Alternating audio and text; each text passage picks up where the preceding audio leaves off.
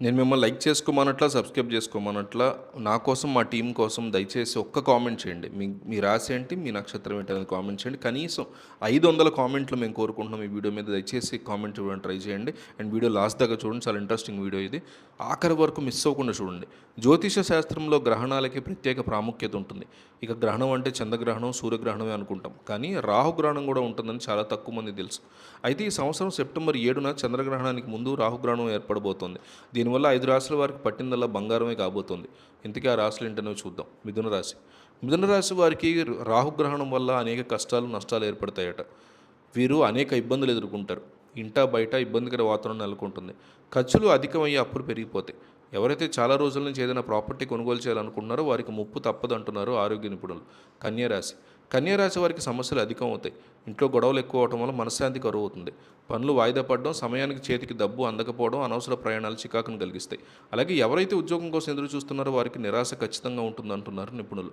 తులారాశి. తులారాశి వారు చాలా కష్టతరమైన రోజులు ఇవి. వీరు వీలైనంత వరకు ఆర్థిక వ్యవహారాలకు చాలా దూరంగా ఉండాలి. దూర ప్రయాణాలు వాయిదా వేసుకోవడం ఉత్తమం. ఈ రాశి వారు కుటుంబంలో సమస్యల వల్ల మానసికంగా అనేక ఇబ్బందులు ఎదుర్కొంటారు. ఇంటా బయట చాలా ఇబ్బందికర వాతావరణం ఉంటుంది. వృశ్చిక రాశి. ఈ రాశి వారు రాహు గ్రహణ కాలంలో పెట్టుబడి పెట్టడం, వ్యాపారం చేయడం లేదా కొనడం, అమ్మడం వంటివి డబ్బు సంబంధించిన ఏ పని చేయొద్దు. లేకపోతే ఆర్థిక నష్టం జరిగే అవకాశం ఉంది. మీరు ప్రయాణిస్తుంటే జాగ్రత్తగా ఉండండి. వీలైతే ఈ ప్రయాణాన్ని వాయిదా వేసుకోండి. మీనరాశి వారికి గ్రహణం అనేక సమస్యల కారణమవుతుంది. వీరు ఏ పని చేసినా అందులో విఫలమవుతారు. వ్యాపారస్తులు చాలా వరకు జాగ్రత్తగా ఉండాలి. లేకపోతే అనేక కష్టాలు వచ్చే ప్రమాదం ఉంది. ఒడిదుడుకులు అధికమవుతాయి. ఆర్థిక నష్టం జరిగేటువంటి అవకాశం కూడా ఎక్కువగా ఉంటుంది. మరోపక్క చంద్రగ్రహణం గురించి చూద్దాం. ఈ నెల 7వ తేదీన సంపూర్ణ చంద్రగ్రహణం ఏర్పడుతుంది. ఇది భారతదేశంలో భాద్రపద పౌర్ణమి ఆదివారం నాడు శతభిషం పూర్వభద్ర నక్షత్రాల్లో రాహుగ్రస్త సంపూర్ణ చంద్రకూటముగా ఏర్పడుతుంది. రాత్రి 9:56 నుంచి ప్రారంభమై అర్ధరాత్రి 1:26 వరకు ఇది వదిలిపెడుతుంది. కుంభ మీనరాశుల వాళ్ళు ఈ గ్రహణాన్ని చూడకపోవడం మంచిది. జ్యోతిష శాస్త్రం ప్రకారం దీని ప్రభావం దాదాపు అన్ని రాశుల మీద ఉంటుంది. ఏ రాశి మీద ఎలా ఉందో చూద్దాం. మేషరాశి. ఈ రాశి 11వ స్థానంలో శతభిషం పూర్వభద్ర నక్షత్రాల్లో చంద్రగ్రహణం ఏర్పడుతున్నందువల్ల ఈ రాశి ఎక్కువగా శుభాలే కలిగే అవకాశం ఉంటుంది. వృషభ రాశి. ఈ రాశికి దశమ స్థానంలో గ్రహణం ఏర్పడుతుంది. అందువల్ల ఉద్యోగంలో అధికారుల ఆగ్రహానికి గురయ్యే పరిస్థితి ఉంది. మిథున రాశి. మిథున రాశి వారికి భాగ్యస్థానంలో గ్రహణం పడుతున్నందువల్ల ఉద్యోగులు, నిరుద్యోగులకు విదేశీ ఆఫర్లు ఖచ్చితంగా వచ్చే అవకాశం కనిపిస్తుంది. ఈ రాశి వారి మీద గ్రహణ ప్రభావం బ్యాడ్గా ఉండకపోవచ్చు.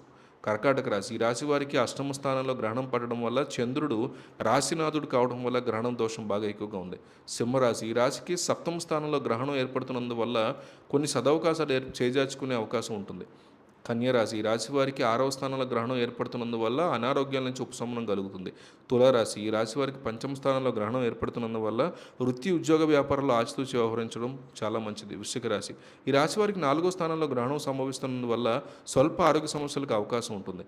ధనుసు రాశి. ఈ రాశి వారికి తృతీయ స్థానంలో గ్రహణం పట్టడం వల్ల ఆదాయం వృద్ధి చెందడం, ఉద్యోగంలో ఒక మెట్టు ఎక్కడం వంటివి జరిగే అవకాశం ఉంది.